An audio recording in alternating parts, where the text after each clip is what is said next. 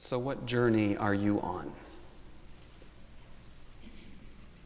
What star are you following? How are you beginning your dream in this new year towards the end of this Christmas season?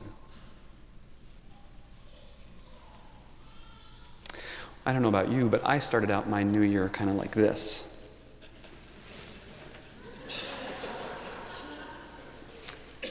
We went to see Avatar in 3D. We missed IMAX, but it was good. We'll come back to that later. This morning I want to talk to you a little bit about engaging and encountering difference, which is where we'll come back to Avatar. But I want to start out with a story that is much further into Jesus' life than his birth story. Yes, when the wise men encountered him, they too were encountering difference. They traveled from the east, we're told, and so they must have encountered some sort of cultural difference, some sort of ethnic difference. They may have looked at him as a babe like any other babe, but something special drew them there. But later in the life of Jesus, we hear a story that is unique among the stories in the Gospels because it points to a time when Jesus' ministry was changed by someone else who invited him to embrace difference. And it's the only time that I've seen in the Gospels when he initially disregards the request. You see, in the Gospel of Luke, you hear a story that says Jesus set out for the vicinity of Tyre, and he entered a house there where he didn't think he could be found. He wanted to rest, he wanted to get away, but he couldn't escape notice. He was barely inside when a woman who had a disturbed daughter heard where he was, and she came and knelt at his feet, begging for him to help.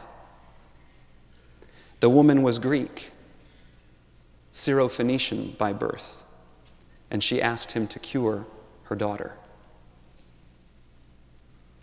Now, in the Gospel from Mark, it says that Jesus' response initially was, "Stand in line and take your turn." This is the Message translation, so it's a little bit modified for our times. The children get fed first, and if there's any left over, the dogs get it. This is Jesus' response. In the Gospel of Matthew, he first ignores her, then refuses, saying, "I've got my hands full dealing with the lost sheep of Israel." Why would he want to engage this outsider? And then eventually, when she comes back a third time, he says it's not right to take bread out of the children's mouths and throw it to dogs. But she doesn't give up. She pushes back. And I'm so grateful to a Catholic nun who shared the scripture with me as a story of powerful women in Scripture.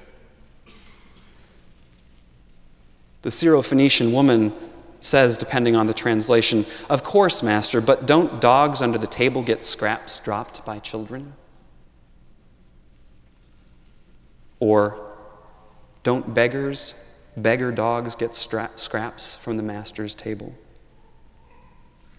And Jesus' response is, on one hand, it says he was impressed. In the other gospel, it says he gave in. He says, "You're right. Your faith is something else. Your daughter is no longer disturbed."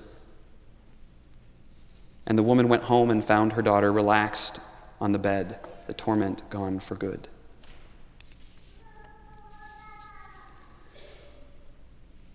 Now, in the liberal church, we often talk about how Jesus was a radical, including so many others, how he crossed lines culturally.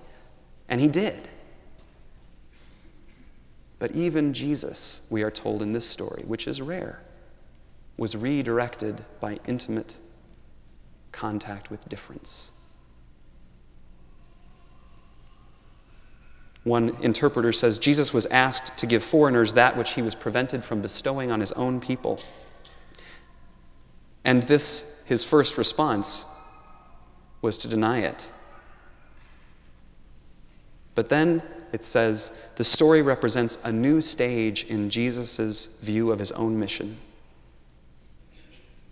a situation with which he is faced that leads him to act on the principle that God shows no partiality.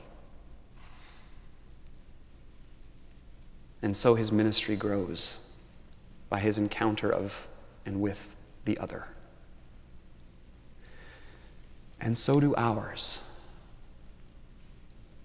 Individually, communally, and institutionally, our lives are challenged when we encounter difference and other. We are called, like Jesus was, outside of our comfort zones by intimate encounters. Called to be who we truly are. Called to be more fully human, to recognize the divine alive and stirring in each soul, even the ones that get labels like terrorist. If God's in everyone, God's in there somewhere. For me, some of you know, you've heard me talk about my struggle with the military, growing up in a military family. And so for me, it's always a struggle when I see somebody in a military uniform. Knowing that people serve for good reason, for true, pure dedication. And yet I struggle to see the God in that. People being trained to what I see as kill and defend corporate interests. I know there's another way to look at that, but that's the first thing that pops into my mind, and the first response that I have is just like Jesus's: get away, not even.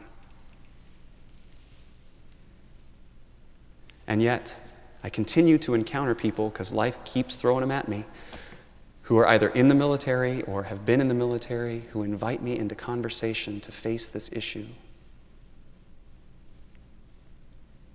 Now, when we were watching Avatar, those of you who have seen it, and those who haven't, I hope I'm not ruining the movie for you.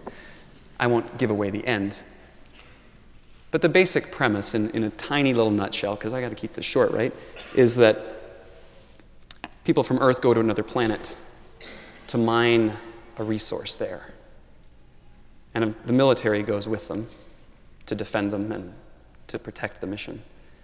And some social scientists go as well to encounter the alien forms and kind of help bridge the distance.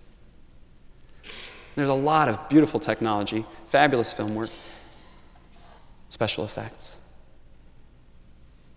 But at a certain point in the film, what it boiled down to for me, and why I just wept, why I sat there and just wept, was because it was all, in my mind, through the eyes that I was wearing, through my journey, it was all about war. And that there was no escaping it. And yet, the tribal people of this other planet, Pandora, I think it's called, believed that whatever God there was something that maintained a balance between life and death. And so as Chad and I processed it on the way home and for the hours afterward, I found myself thinking, maybe God is in that somewhere. Even when pure intentions get corrupted by greed and turn toward hatred. Even when we close our eyes to the difference that is all around us because we prefer to see people who are like us. Religious communities are particularly guilty of this, even pluralistic ones.